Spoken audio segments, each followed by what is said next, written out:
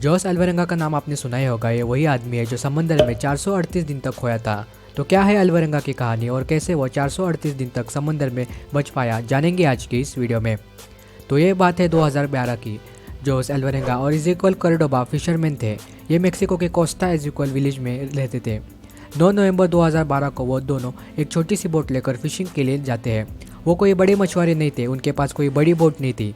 एक बोट थी जो 60 फीट लंबी थी और उसमें से एक मछलियाँ रखने के लिए छोटा सा फ्रिज था। वो मछलियाँ पकड़ने के लिए कोस्ट से 110 किलोमीटर दूर जाते हैं। पर इसी समय वहाँ मौसम ख़राब हो जाता है और वहाँ तूफान आ जाता है। उन्हें पता था कि वहाँ तूफान आने वाला है, फिर भी वो मछलियाँ पकड़ने जाते हैं क्योंकि वो घर पे बैठना अफोर्ड नहीं कर सकते थे। रात के 1 बजे तूफान उनकी बोट पर हिट करता है और उनकी छोटी सी बोट लहरों पर झूलने लगती है और डूबने लगती है। बोट को बचाने के लिए वो अपने जाल को काट देते हैं ताकि बोट हल्की हो जाए और डूबे ना। वो ज़मीन से 6 घंटे की दूरी पर थे।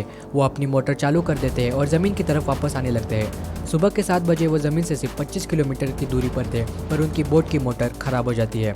वो देख सकते थे कि उनकी क्षितिज पर पहाड़ है, पर वो कुछ भी कर नहीं सकते थे। बिना मोटर के वो वहाँ तक नहीं पहुँच सकते थे। थोड़ी देर बाद वो हवा के झोंके के कारण वो ज़मीन से और दूर जा रहे थे, तो वो अपने रेडियो से अपने मालिक को अपनी हकीकत बताते हैं, पर उनका रेडियो भी ख़राब हो जाता है।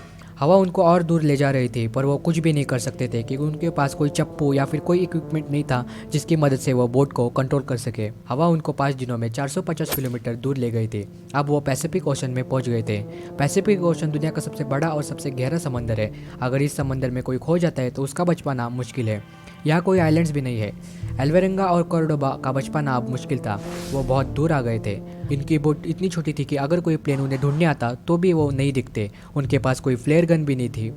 उनकी छोटी सी बोट पर खाना खत्म हो रहा था, इसलिए वो पंछियाँ और मछलियाँ पकड़ रहे थे। उनसे उनका गुजारा होता था। उनके पास पानी भी नहीं था, तो वो कछुआ पकड़ के उसका खून पीते थे, यहाँ तक कि खुद का यूरिन भी। हर रोज़ वो यही कर रहे थे, मछलियाँ पकड़ना और पानी की खोज करना। अब समंदर में खोए हुए उनको 4 महीने हो चुके थे। इस छोटी सी बोट पर वो 4 महीने थे। अल्वारेंगा ने अपने आप को संभाल के रखा था, पर कॉर्डोबा उसकी हिम्मत अब जवाब देने लगी थी। वो समंदर को देख देख के पगला गया था। उसने खाना पीना बंद कर दिया और जिसके कारण उसकी मौत हो गई। अब अल्वारेंगा अपनी बोट पर अकेला था। इस समय वो पैसिफिक ओशन के मिडल में था, जहाँ कोई भी आइलैंड्स नहीं है। वो कोई बिजी शिपिंग रूट भी नहीं जहाँ से कोई कार्गो शिप जाए। वहाँ रेयरली कोई शिप जाती थी। अल्वारेंगा को भी ऐसा एक मौका मिला था। उसके सामने से एक कार्गो शिप जा रही थी। उसने आवाज़ लगाकर उसे बुलाने की कोशिश की। शिप में से 4 लोगों ने उसे देखा भी, फिर भी वो नहीं रुके और चले गए। अल्वारेंगा को अब छोटी सी बोट में 8 महीने हो चुके थे और वो 8000 किलोमीटर ट्रैवल कर चुका था। वो अपनी कंट्री से बहुत दूर आ चुका था। उसके कपड़े अब सड़ने लग गए थे और उसके पास अपने आप को धूप से बचाने के लिए कुछ भी नहीं था। 438 दिनों के बाद उसे अपनी बोट के आसपास नारियल दिखते हैं। वो समंदर किनारे पहुंच गया था। वो अपने देश से 11000 किलोमीटर दूर मार्शल आइलैंड्स पहुंच गया था। वहाँ वो लोगों से मिलता है और उसे अस्पताल में भर्ती किया जाता है। कुछ दिनों के बाद वहाँ की सरकार उसे मेक्सिको वापस भेज देती है।